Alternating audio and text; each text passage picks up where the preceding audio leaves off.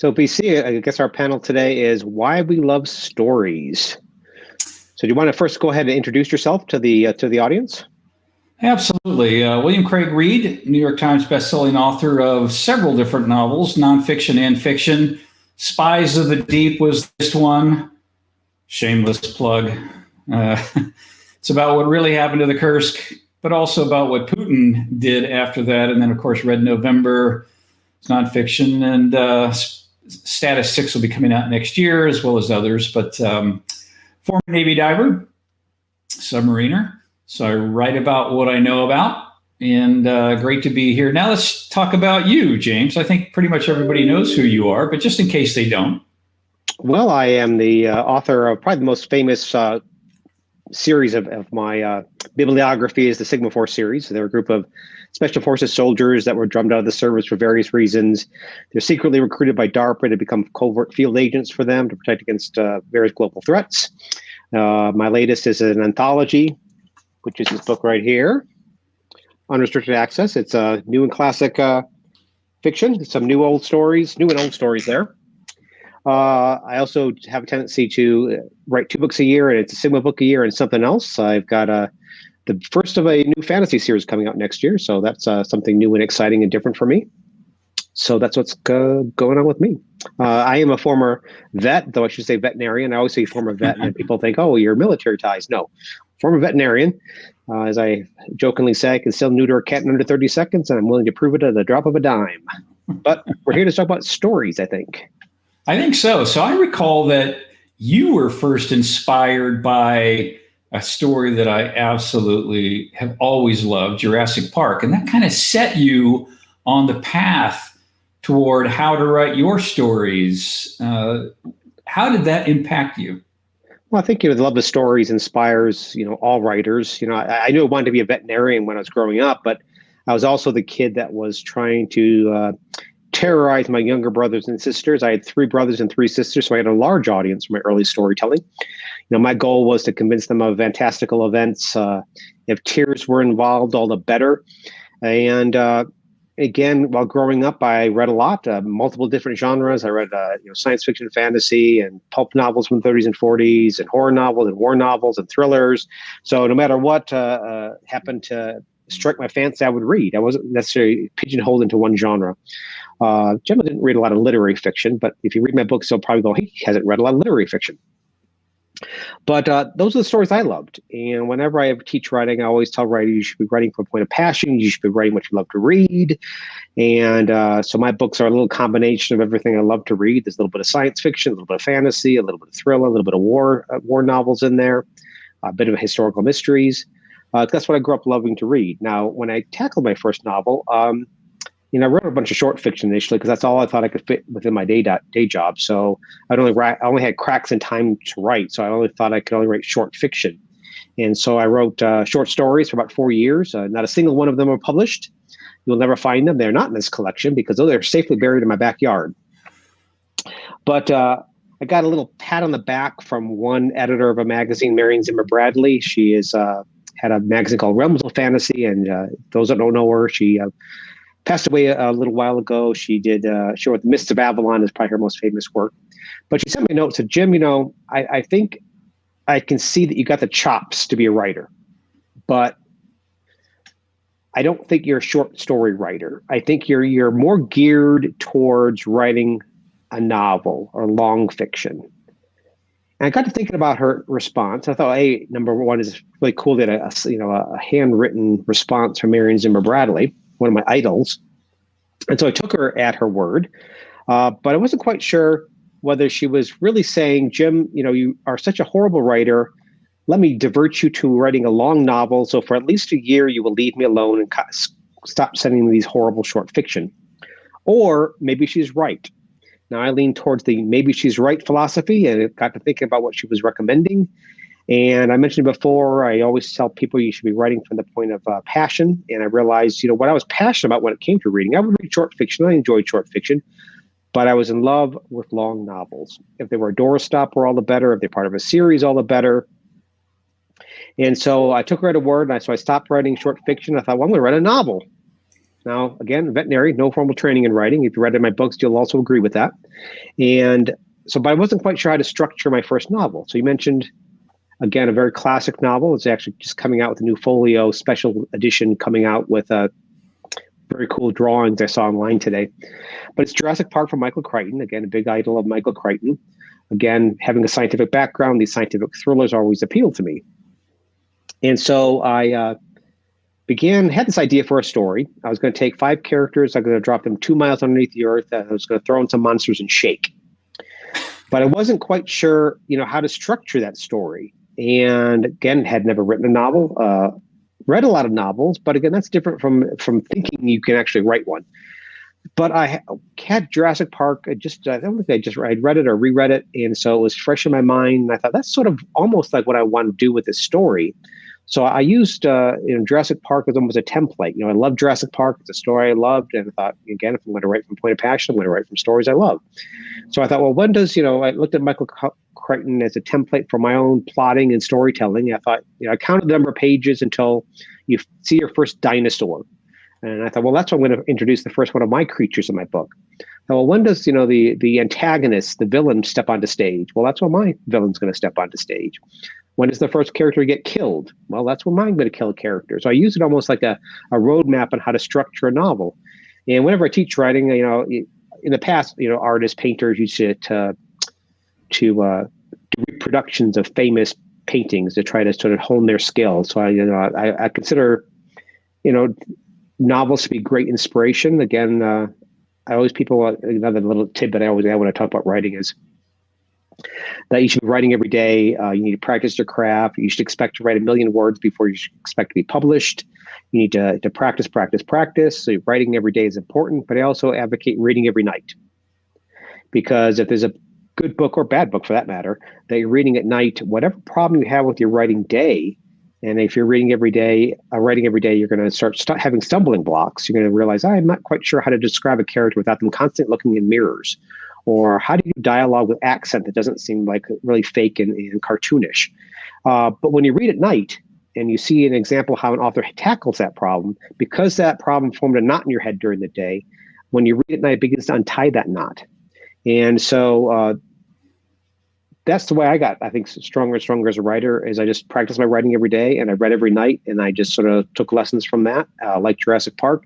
And I have a wide gamut of books over here, and they were those are stories I love. And so I just found, why do I love those stories? Which is the topic of this panel, is why do these stories inspire me? What was exciting me? And so that's what I began to write. Now, let's switch gears over to you. Now, you have a military background. You're a former submariner.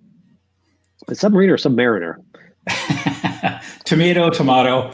Yeah. You say it almost. Tell me about obviously that influence. I'm a big fan of BC of William Craig Reed, and he writes great both nonfiction and fiction novels that are very topical and timely.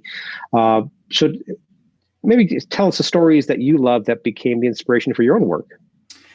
Well, actually, my father was an author back when he was alive. He wrote nonfiction. He wrote a number of books that most people haven't heard of about famous artists and things of that nature.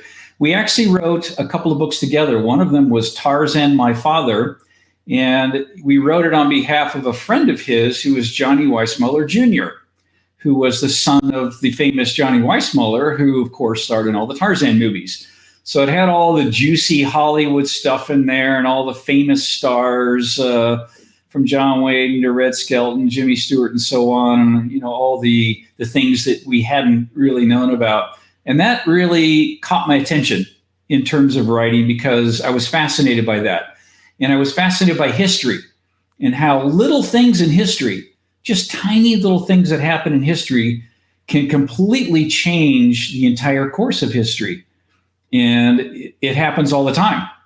So I was fascinated by that. But I think one of the things that I really learned early on in getting exposed to writing, not only through my father's writing, but just starting, like you said, to read things that I enjoyed, is this thing called theme. And I didn't know what that was. But I went to a Maui Writers Conference many years ago and thought I knew what stories were about and story structure and all that. At the end of that 2-week course, I was voted most improved. So I tell you about how bad I was when I got there. It was bad. But what I did learn is this thing called theme. And it's really the message. It's that thing, that important message that you want to leave the reader. And what I learned was that good books don't have a theme, but great books, the ones that are the best sellers, have a really strong theme. They leave you with something. They impart this message that you carry with you. They help change the reader in some way. And I was always fascinated by that. You know, we can go on and on about the number of stories. I mean, Jurassic Park was obvious. Don't mess with Mother Nature. Yep.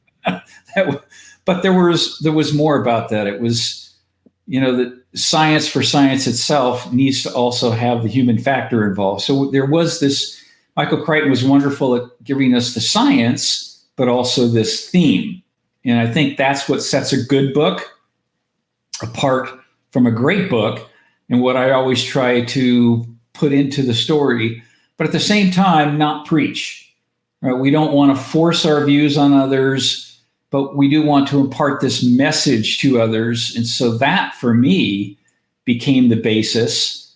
And my father and I wrote another book after that later on became, it didn't really go anywhere, but it was great to write. I just wanted to get out some of these things that I did during my naval career that I couldn't write about. So I wrote my memoirs, and he helped me with that.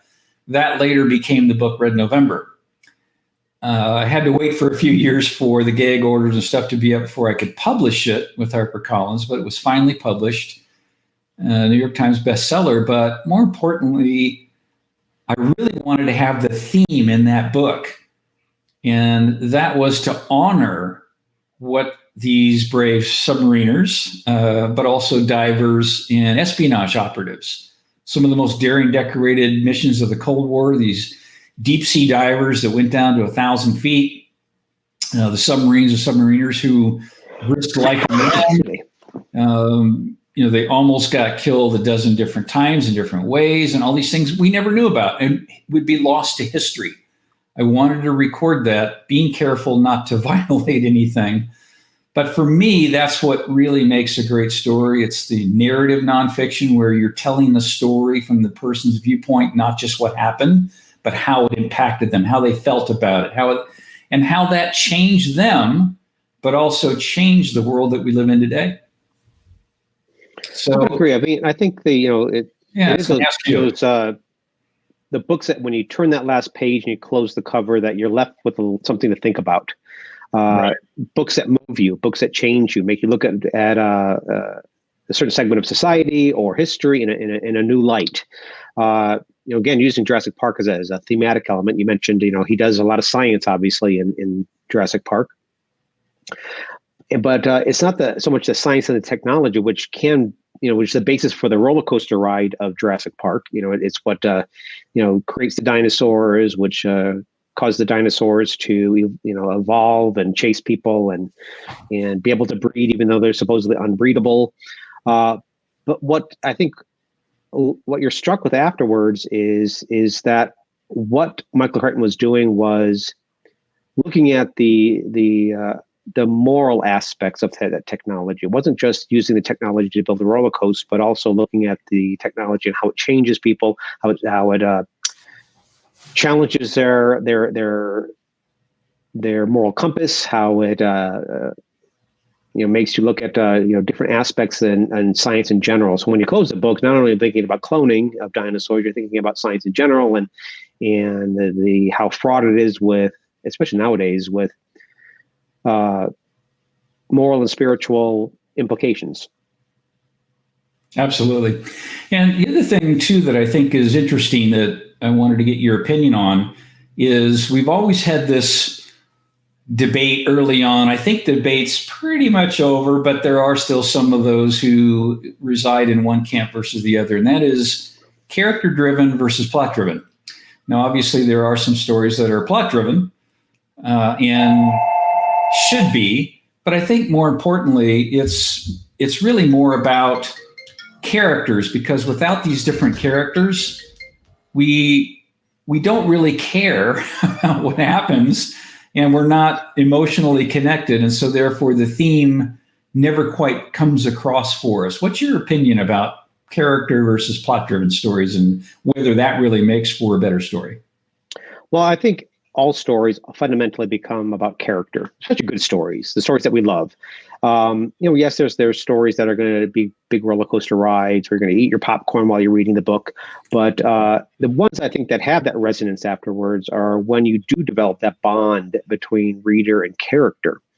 Harry Potter, for example, everybody loves the adventure and the magic and the suspense, but it's pretty much the fact that we are attached to Harry Potter, Ron, and Hermione as people, as characters. And so when they're in danger, when they're dangled over that cliff or have themselves painted into a corner, backed into a corner, the reader then is their heart's pounding and they're attached, they're concerned. Whereas if we hadn't established that relationship, then no matter how beautiful of a roller coaster you build, it's going to feel a little bit bloodless because you're just not attached to those characters.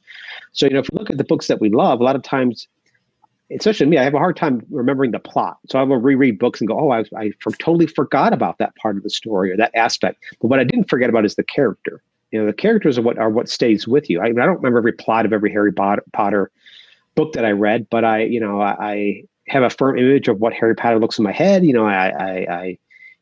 feels like a companion, whereas I don't remember the details of every aspect of the plot. So I think the books that work the best are those books that do, bond that reader to that character. I agree completely. Now, you and I do, of course, have done many times on how do we create these characters? How do we bring them to life? How do we lift them off the page and make people want to love them and become endeared to them? And of course, one of the things I've talked about is the latest neuroscience behind that. And now we know that personalities are actually influenced very strongly by neuroscience. Yep. And going way beyond Myers-Briggs or some of these other ways to look at it.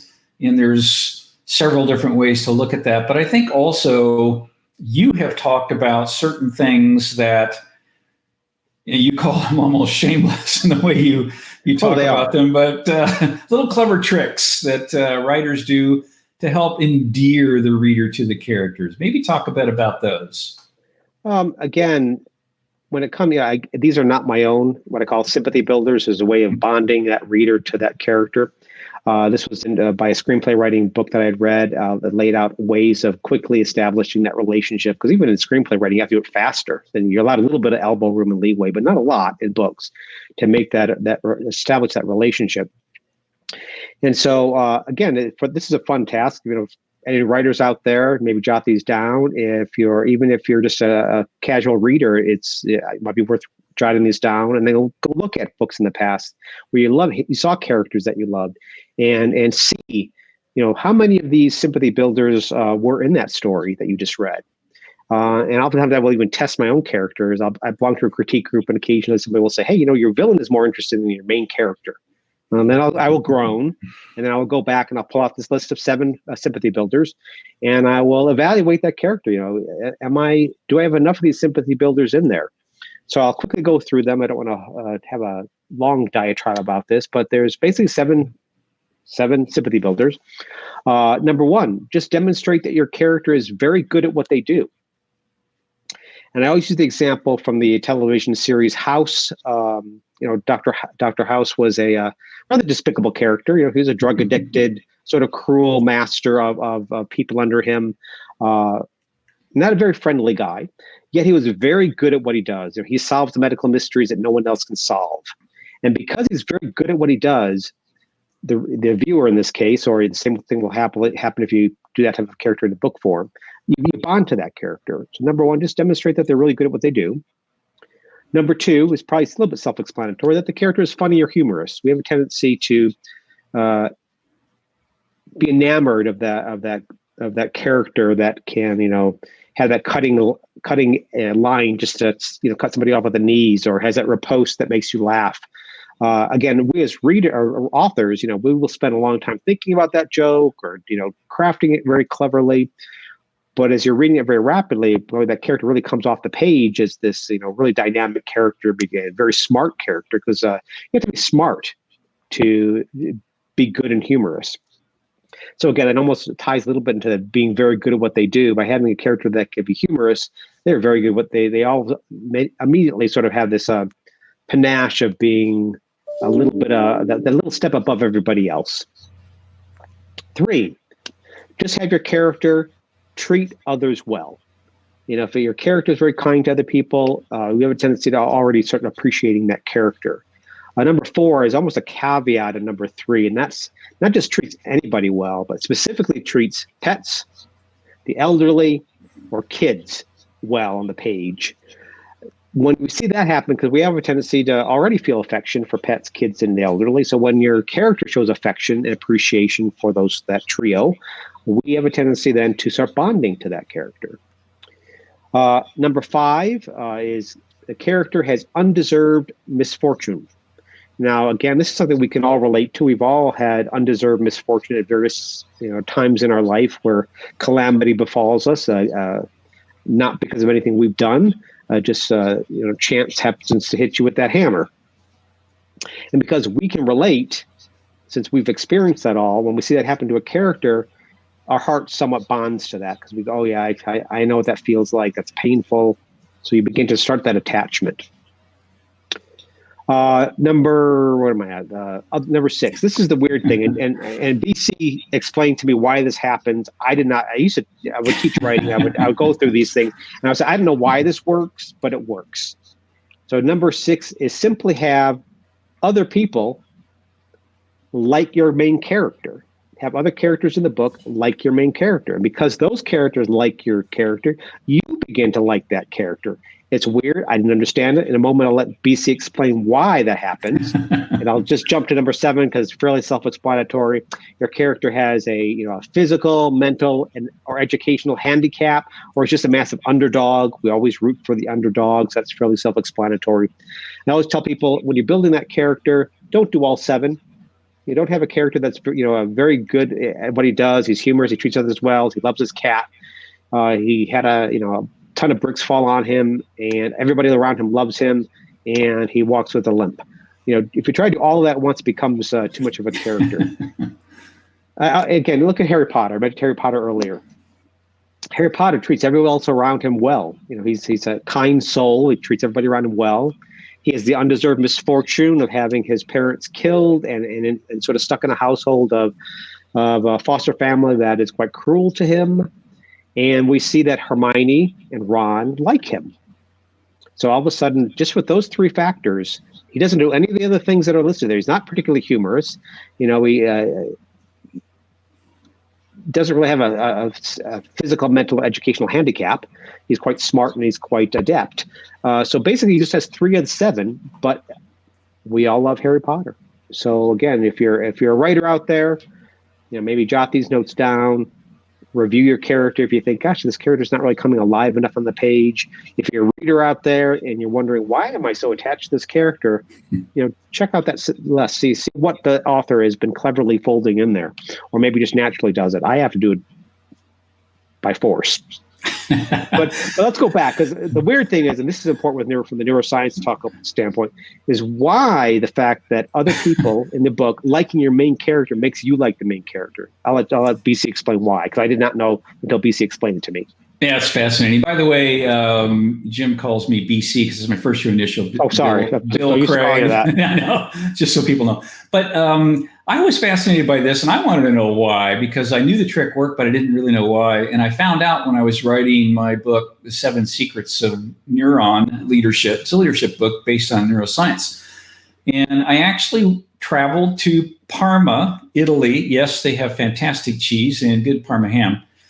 The University of Parma actually discovered this phenomenon years ago called mirror neurons. And what had happened was there was a researcher who was researching monkeys, and they put the fMRI things on their heads, and they were basically capturing the brain waves on the screens of these computers.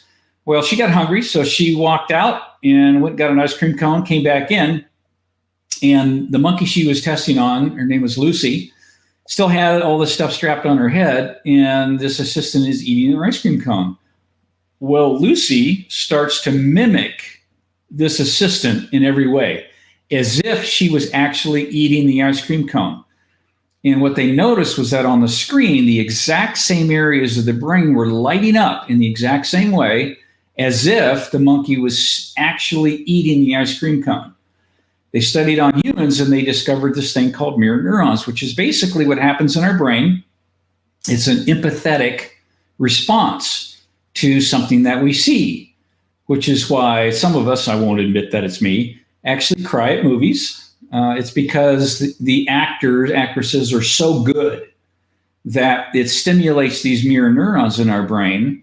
And we then emulate, if you will, those exact same feelings as if we were feeling them along with the main character.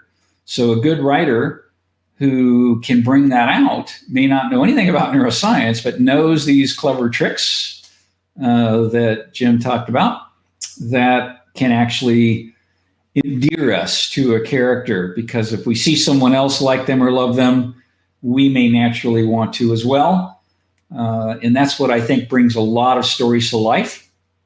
And again, what separates the good ones from the ones we really remember, it's those characters that we can relate to and we can feel when they feel. And so when they are just about to get into a difficult situation with the antagonist, their life is threatened or relationship threatened, whatever it is, we feel for them and we actually care about them. So eat an ice cream cone. I also like the example that you once said in one of the classes that, the fact that if you see somebody yawn, you have a tendency to yawn also. It's just that it's human nature is that we do have to mirror like that. Exactly. You're in a meeting with someone and you see them do something, you may have a tendency to mirror that. Again, those are your mirror neurons working, and it actually works quite well. So let's talk a bit about, now we talked about character driven, but we still have to have a plot. And that plot has to flow in a certain way, in a certain fashion. Typically, we see Act 1, Act 2, Act 3. Shakespeare, of course, didn't invent it, but he made it famous. Three-act play has been around ever since that first caveman killed a bison and lived to tell about it. It's just wired into our DNA. But talk a bit about what goes on within Act 1, for example, that pulls the reader into a story and really makes them continue. Because if you're not going to get past page 5 or 6, you're not ever going to have that story really touch you or be something memorable. Yeah, basically, again, for the writers out there, consider, when you're structuring your novel, is the beginning is vital in establishing that relationship between the reader and the character. Again, if you're a reader out there, maybe take a look at the books that you love and you'll see this pattern established. Is your main goal at the beginning of the novel is to just get the story going. Don't a lot of authors, or at least first-time writers, have a tendency to think they have to upfront the entire history of the character. And I always tell people, you just start with action, get the story moving. And the purpose of prologue should not be to info dump about the entire back history of the story. Just throw your reader in there. Hook them with an intriguing mystery. It doesn't have to be an overdramatic, hook where somebody gets shot on the first page. Just, raise a little question in the reader's minds. They want to continue to read on. Use those first couple chapters, if not the first 5 pages, to begin establishing those sympathy builders in your story. Define exactly the general plot of the story, which is basically plot I always define as the character has a want. Somebody's trying to stop him.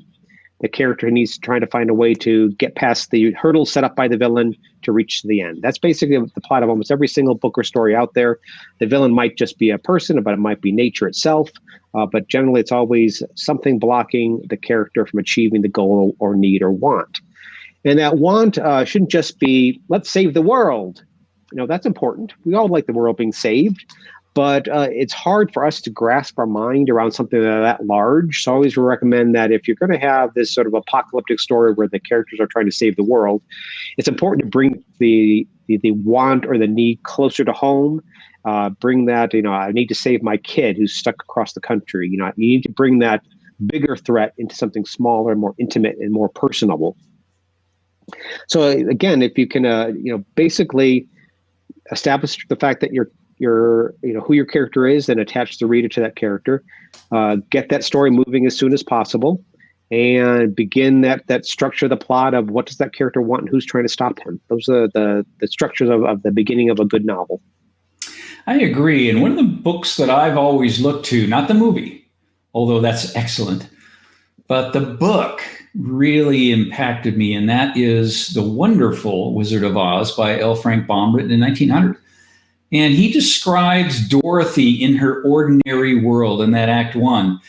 And she's not traumatized. She's a little bit unhappy, but she's just really unfulfilled. There's something missing in her life. And the way he describes her ordinary world is just incredible. It's dusty and gray and dull and humorless, and she's just not happy in her home, in that life. And so she is ready, if you will, to take her hero's journey, even though she doesn't know it and isn't quite ready to admit it.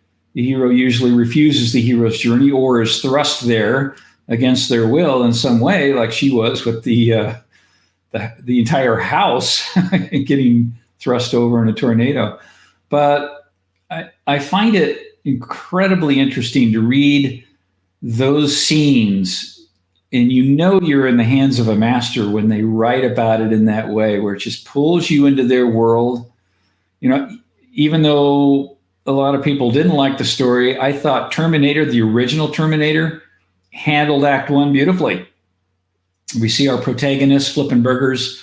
She's in her ordinary world. She's not necessarily unhappy. She's just not fulfilled. And then all of a sudden she gets thrust into this incredibly chaotic world.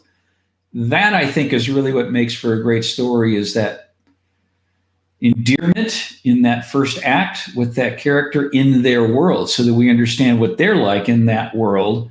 And then we can begin to see why they need to take their hero's journey and why they actually need to go to the other side of the rainbow, so to speak, to get off the launching pad.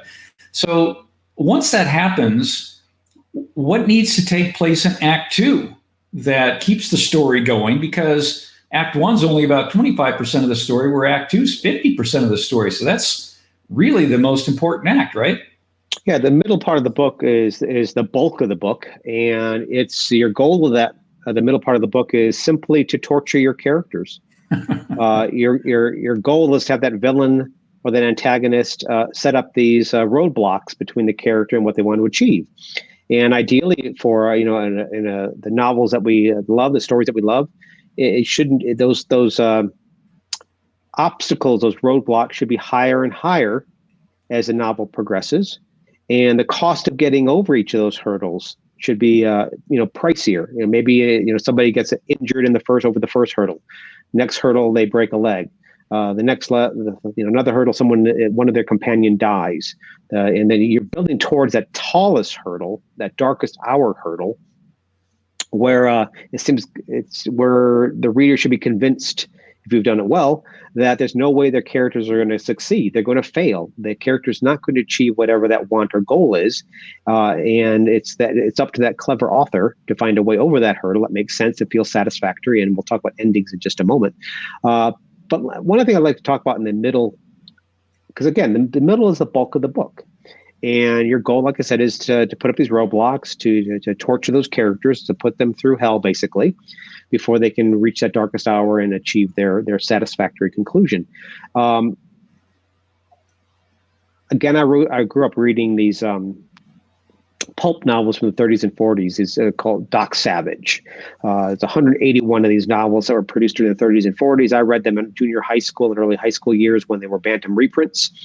I still have 181 of them on my shelf over there. I read some of the author was Lester Dent, though he wrote under a pen name Kenneth Robeson. There's some other authors that also wrote a few of the books. But I love a line that he once said about writing. Never kill your characters the same way twice.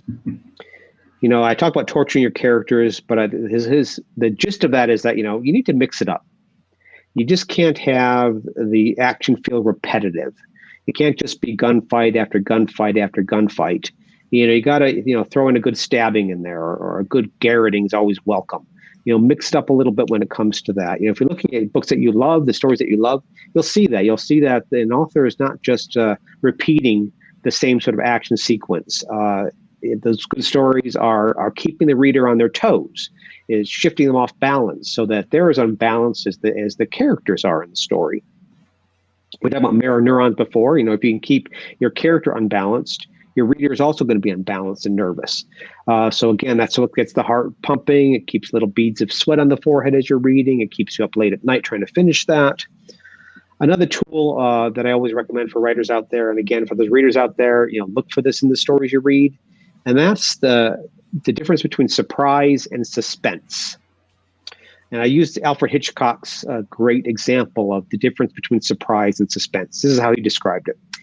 He said, for surprise, this is surprise, I'm going to set up a shot. It's in a diner in the middle of a desert. Camera pans in. Two main characters sitting at a dinette. They've just finished their meal. They're waiting for their dessert to be served. They have this conversation about the time of day and the pros and cons of banana cream pie versus creme brulee. Then all of a sudden the table explodes. Characters are thrown to the side. Everybody in the audience jumps. It's the jump scare. It's, every horror movie, you've seen it multiple times where the beast leaps out of nowhere. The jump scare is very effective at making, all of a sudden the blood pressure of the audience jack up. All of a sudden you're screaming and your heart's clenched because you were frightened by that jump. So that's surprise. But there's also suspense. This is the way Hitchcock described suspense. Same scene. It's a diner in the middle of a desert. Camera pans in. Conversations occurring as they're waiting for dessert. Camera pans down. Now we see a ticking time bomb strapped to the underside of that table. Camera pans back up again. Conversations, it's just the same as before, talking about the pros and cons of creme brulee versus banana cream pie. But now that whole scene now is fraught with tension because we've given information to the audience that the characters aren't privy to. And so now that whole conversation is just drawn to a thin, painful, long stretch, waiting for that bomb to explode. It's going to happen. The anticipation of it happening really ratchets up the tension, gets the heart pumping, and again, it beads of sweat on the forehead. So in some regards, suspense is more effective, but you don't want every scene to be suspenseful in a novel. You don't want your entire novel to just be jump scare after jump scare. You want to have a balance between the two. Sometimes it's surprise, sometimes it's suspense. So again, it keeps that reader unbalanced. It keeps that character unbalanced so that the reader, hopefully, if they're mirroring your character, are also going to be unbalanced. So that's your goal of the middle of the book. I agree. Now, you mentioned torturing your characters, and that's the hardest thing, I think, for authors to do because we become connected to them. We get our own mirror neurons going, and we fall in love with those characters. But it is important to do that. And I think one of the books, series actually, authors that does this the best that I've seen in many cases, aside from you, of course, is Diana Gabaldon in the Allure series. Wow, does she torture her? Mercilessly tortures her characters. I just can't even believe how much those characters get tortured. Every other page, it's just they get out of one thing and they're in something even worse. I think she must be, a masochist or something because she just. I think also a little bit of, it's trial by fire. Right. You mentioned you're from the military background. You know that there's a bonding that occurs during a firefight. It's again mirroring it. These characters are going through hell. You're in the foxhole with them. So as they're, surviving this, that's a further way of bonding that reader to that character is they're going through that war, that hellish landscape, bird in that foxhole with that character. So we have a tendency again to just deepens that bond as the story goes on. So even though, readers will go, oh, it was so painful to read that scene, or how could you do that? I get emails like that because I've done horrible things to my characters. But secretly, Absolutely. people like that. If Yep. Ned wasn't killed at the end of Game of Thrones, I don't think that book would have ever had the impact, or the television series would have had the impact it did without that sudden, brutal death of what we thought was the main character of the book or television series, depending on how you were viewing it. I agree. I think when the series that just came out, I've only seen the first few episodes, is Utopia. And in that series, we're seeing the main characters get really tortured. We've got, out of 4 of them, one got blown away early on. Another one was tortured and had his eye popped out. And the other 2 are going through similar tortures. Yeah, that is a tough few episodes to begin. Yeah, it's not for the faint of heart. So just letting everyone know. But at the same time, any book or any story that we fall in love with, I think there has to be that element. And it is difficult because in society in general, we are constantly bombarded with messages from advertisers, politicians, you name it, who basically tell us, hey, vote for me or buy my product and I will eliminate Act 2 for you. I can take you directly from Act 1 to Act 3. You don't have to go through all that hell. You don't have to go through battling flying monkeys, any of that stuff. No torture, painless. I'll just take you to Act 3. Well, inherently, we all know we must go through that Act 2. It's important, like you said, we have to be able to hone our characters. We sharpen our swords, so to speak, and to be ready to what we call bring back the elixir in Act 3.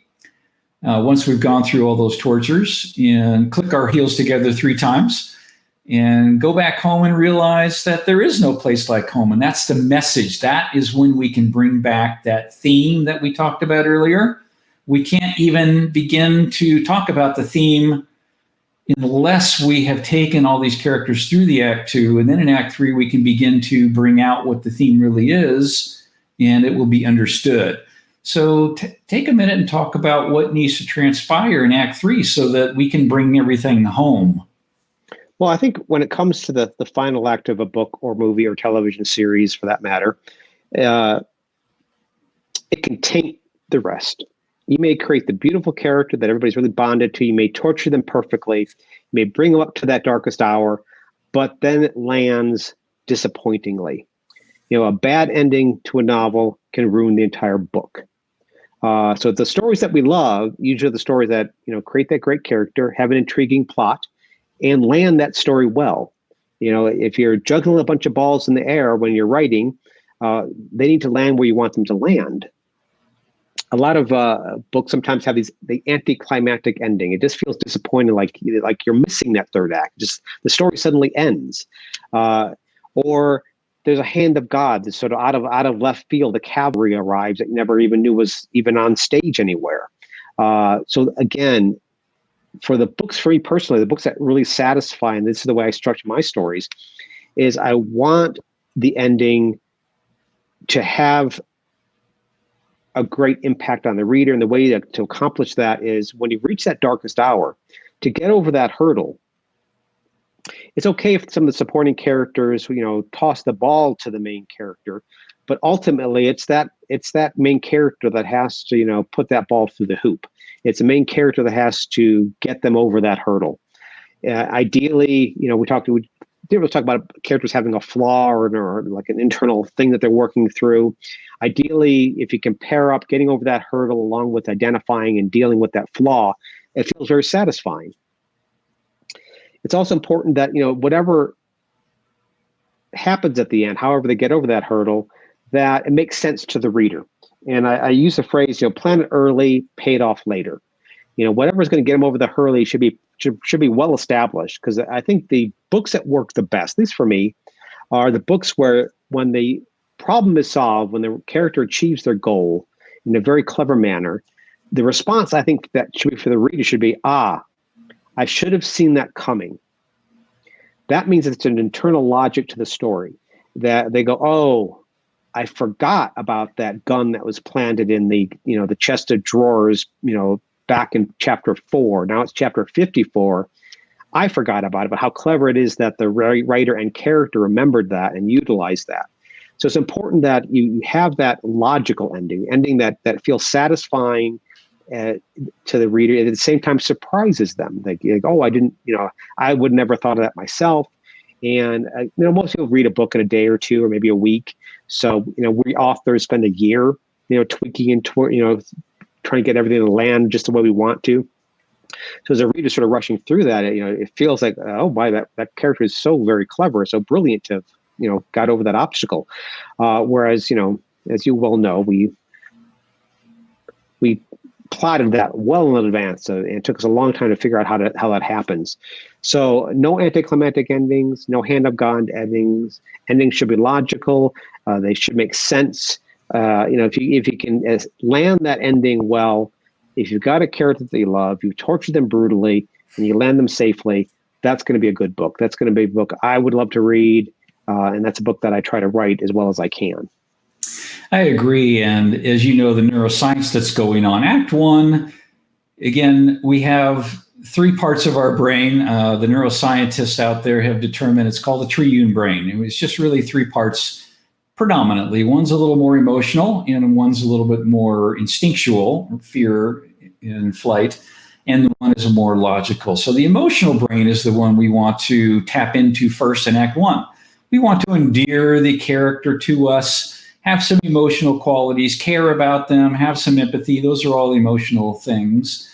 And then when we thrust them into Act 2, it becomes instinctual, fight or flight, fear, again, all of the flying monkeys, so to speak, but the things that they have to overcome, these are all more instinctual. And then, like you said, in Act 3, it has to become more logical. Sherlock Holmes needs to say, okay, bang, bang, bang, bang, here's how all this stuff lines up logically. I figured it all out, and here it all is, and explains it away so that we understand why all of these things happened previously in the other 2 acts.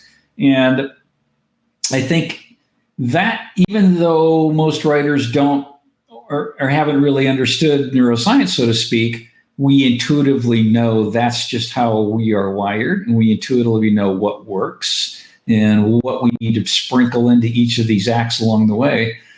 And what I've noticed is that the stories that don't follow that pattern, who maybe try to go off reservation a bit too much, it's okay to go outside the lines a bit, but going too far, it's foreign to us, and we may not necessarily like those stories as well. Would you agree with that?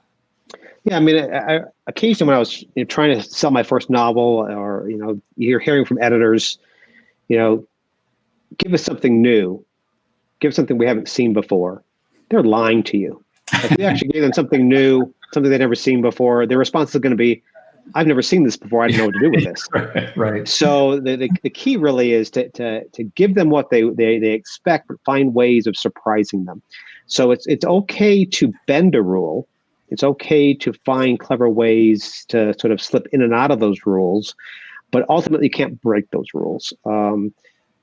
This, you mentioned before, this 3-act structure has been around since the time of that caveman hunting bison.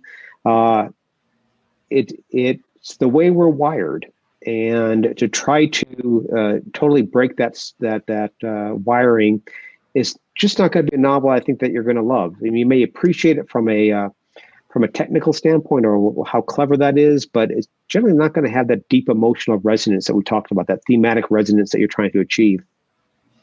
Sometimes I've read books where it seems like the story is more literary gymnastics than it is storytelling. Now, I can appreciate stories that have literary gymnastics and the cleverness of use of prose or uniqueness of character, but I find that I just don't bond to those books that don't seem to have the 3-act structure we just talked about during this hour.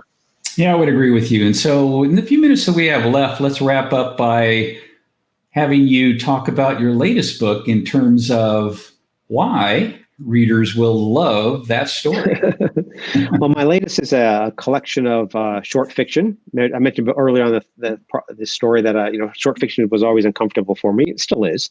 Well, I will spend as long on a short story as it takes me to write, like maybe a tenth of a novel. So my collection is all the various stories I wrote over the many years, from the beginning of my career to present day. I wrote some introductions to each of those stories because I realized they were sort of a roadmap of my career. So there's individual instructions or introductions to each of these stories that explain, why in this part of my career I was writing this story, what I might do different. And so it gives you sort of not only some hopefully some fun stories, these like mini novels, but they're, again, even my short stories have a 3-act structure to them. And but also maybe to give a clue about my path as an author, from my earliest short story to the new novella that's featured in the story. I had a sort of a mini novel that concludes the collection of short stories that features my very sort of dynamic duo, very popular with the readership out there. It's a Army Ranger and his military war dog, where I write scenes from both sides of that leash, scenes written from the point of view of the Army Ranger, but also scenes written from the point of view of the dog. So they're a great deal of fun to write. So that's Unrestricted Access. Is out now, available everywhere. Fabulous. And yourself? Well, my latest book is Spies of the Deep, and it's nonfiction. I have a novel coming out next year called Status 6 based on the same research. But what's interesting is that even with nonfiction, you can still have 3 acts. And in this one, I talk about what happened in the Cold War and how that led up to the incident that happened in August 2000 with the Kursk. Some of the secret missions that we went on, the wiretapping that we did at 1,000 feet deep with Navy divers and so on. But then how did the Kursk propel Putin to power? I didn't even know that this submarine did, but it's very involved in him actually getting elected. And then later, him actually wresting control of Russia and taking us to where we are today, into the current Cold War. But in that act, too, I was just fascinated by the fact that we were told a bunch of lies. And what really happened is shocking. Yep. I talked to the divers who were involved in this and the submariners involved. And it turns out one of our submarines may have actually collided with the Kursk and caused this. All got buried. But most importantly, in Act 3, how does this impact us today? I had no idea how much this one, I mentioned earlier, pivotal point in history can change everything. And this one incident, I was fascinated to find out, changed everything that we know about today. It's positioned us to where we are today. And if we thought the pandemic was bad, wait till we hear what's coming down the path based upon what has transpired, all these little things. It's like dominoes that just all fell over after this incident. So I had to write about it because I talk about it in this book. I was on a submarine during the Cold War, as you know, that collided with a Soviet submarine, and they depth charged and torpedoed us for 3 days. We were right inside their harbor. And I couldn't talk about that for years. But because of that incident, I knew that what happened on the Kursk was a lie. And I wanted to bring that out because the families of those 118 that didn't make it deserve closure. The truth deserved to come out. It would have been lost in history. So that's why I wrote this. And I hope readers love it, but time will tell. I did. I read it, and it's a fascinating read. I mean, it's definitely an eye-opener. Again, I didn't mention this before, but I always tell people that when you're setting your stories, set it somewhere exotic. And by exotic, I don't mean necessarily a deserted island. I mean, just take your reader behind the closed doors that they're normally not allowed to go. It's behind that door at a museum that says no employees only. It's behind those doors that shut at an ER. Readers are always fascinated to cross into territory they're not allowed to go. And so your book is a great, not just about the history of the tragedy of the Kursk and Putin, but also just it's a fascinating, exotic look. You're taking us behind that curtain of what it means to be a submariner or submariner. Absolutely. Well, we are out of time now, but I strongly encourage you, if you have not yet, to read Jim's books. Think of him as the modern Michael Crichton. If you've liked Michael Crichton or any of those movies, Jurassic Park being one, but so many others, Andromeda Strain and so on, you'll love James Rollins' books. he brings out that science and that other world in a really cool way. So be sure and pick up some of those novels. But otherwise, I think we're a wrap, and we really do appreciate your time today. Thank you, everybody.